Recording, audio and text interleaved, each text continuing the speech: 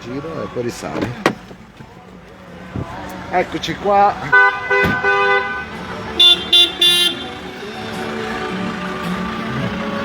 E quel ragazzo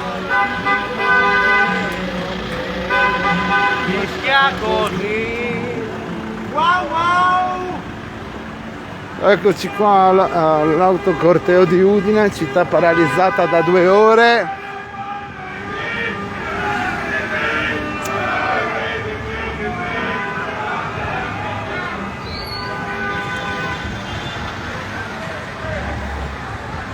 Corteo che ripassa intorno al Luna Park di Udine.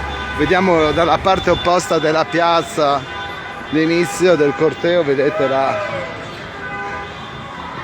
le pattuglie della polizia. Adesso io taglierò per il Luna Park.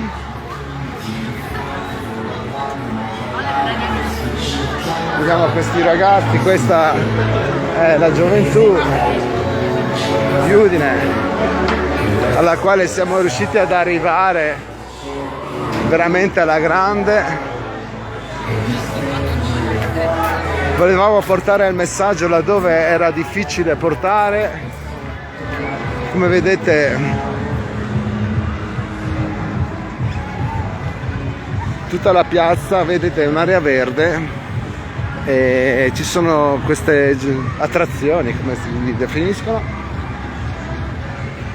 e noi abbiamo circondato 2 volte questa piazza lanciando dei messaggi dai nostri automezzi amplificati. Vedete laggiù la testa del corteo,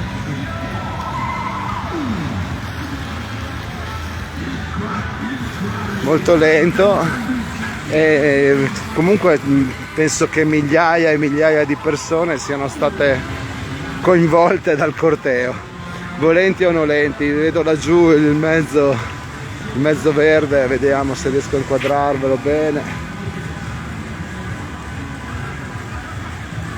Vedete, con 2 grosse casse sopra, tanta gente, veramente ci ha anche insultati, tanti hanno solidarizzato. La cosa bella è che la città è paralizzata.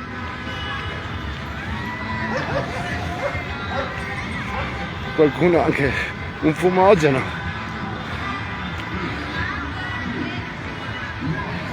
Qualcuno improvvisa anche delle iniziative spontanee. Bellissimo. Sentite i clacson che non dovrebbero essere utilizzati ma lo sono.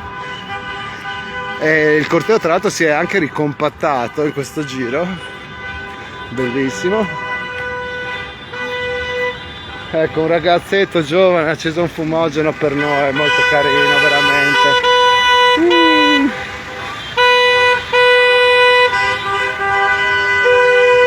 Fantastico, veramente un grandissimo successo questa iniziativa, amici.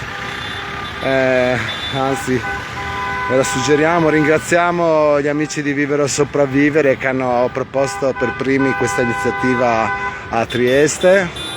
Veramente efficace, avremmo potuto fare meglio.